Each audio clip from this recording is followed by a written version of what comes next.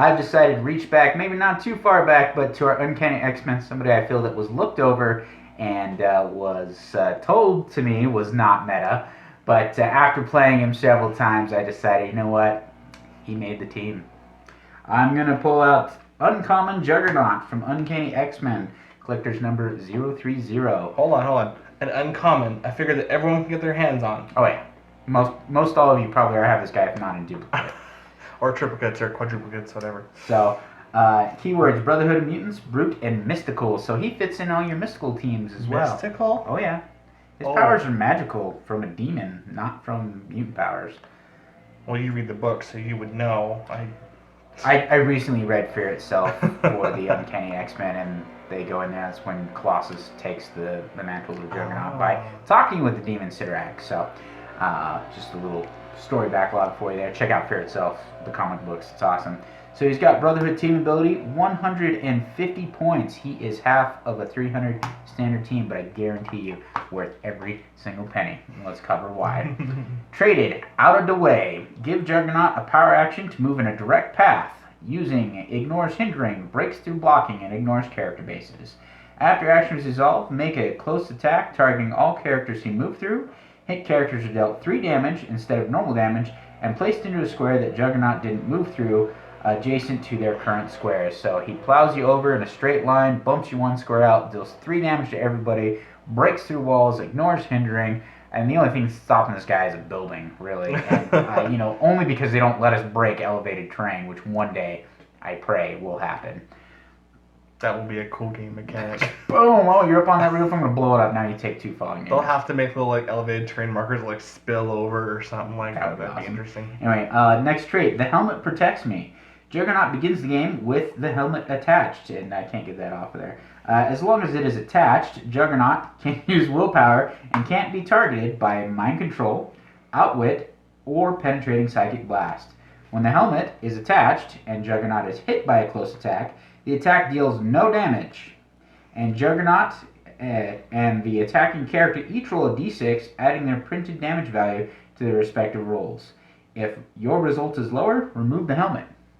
So that's really your only saving grace there. Not a whole lot else on his dial. Sidestep, which is not to be overlooked. Impervious, and then invuln through the rest of his dials. So starts with that sidestep. Actually, I haven't seen the back end of his dial, but sidestep is whole dial. Excuse me.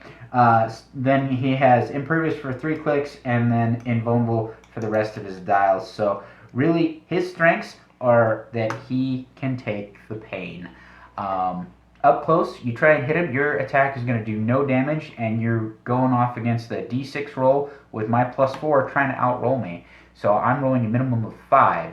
If you don't have at least a printed of 4, you have less than a 50-50 chance of beating me on that. And then when you shoot me at range, penetrating psychic blast isn't going to work. You can't outwit my defense power, and you can't mind control me either. So you can't use them against me. You can't blow through my defense at range. And you really can't hit me up close until you get that helmet off. All the while... And even if I do beat you on that roll, I still do no damage. Yep, that attack does no damage. It's like the Thor from the Thor set who gets that token to not take damage for that one. But I don't have to add a token. And that doesn't stop me from running around running everybody over either. It just makes it so that and willpower while the helmet's attached as well, so I can just keep doing it. Really, overall... you have sidestep to put yourself in a position to line up for where you want to run somebody over, and then just go to town. Just direct diagonals, direct horizontals, direct vertical lines. Just plow people over. You can see this guy in action in one of our Uncanny X-Men battle boxes. I believe it was number 3. Yeah, Eric's pretty well raged, but I had no idea what he was going to do at that point, and it was wow, just wow. Weaknesses, well, it really comes down to if you get that helmet off. If you've got, KC Soups with a printed 6, okay, you're probably going to take my helmet off. Or even a printed... Handshake that Superman. Been good. Good game, everybody. But if you get that helmet off, then you've got Juggernaut to be used against me with my own mind control. You can then out with my defense power, shoot me all you want, and he's going down like a chump. So it all comes down to the almighty Juggernaut helmet saving me. And until you get that off of there, the best you've got is shooting me with high damage at range. I mean, we're talking, you know, and I've got impervious, so if I fail my rollouts, you've got to do at least 3 when range combat attack to do me 1. And his dial, as you can see there on the screen, is 7 clicks deep, KO on 8. So that's 7 shots of 3 damage to take him down at range. And then, if my memory serves, the Brotherhood of Mutants team ability says your move actions don't count as your action pool. Right. And his trait says that whenever he moves, he can attack as if when he runs those people, No, right? It's power action. Power action. And then move in a direct path. Okay. So it's not a movement action. It's still power action. But if I need to move him after I sidestep him to get him in position, it doesn't use an action against my action pool. And the next turn, I've got willpower. I can just run you over, especially if you weren't able to go anywhere. With all the lockdown in superior foes now, where I can just web you into place, webs, end caps, I'm going to hold you down right where I want you and then just stomp you into the ground with Juggernaut. So to make him better, yes, you can make him better. You can make him better. Okay, well, tell me. The white-suited Magneto from Uncanny X-Men. Give him energy soak deflection. So now I've got a 20 defense, 21 if I'm standing on an object. Or hindering him. And we're hindering. So you really don't want to shoot me at range. You really don't want to get up in my face and try and punch me. He's 150 points if you don't want to deal with it. It's just, you don't. But if you ignore it, you will die. Exactly. I also saw somebody use Scarlet Witch's token to give him an additional critical, which Criticals.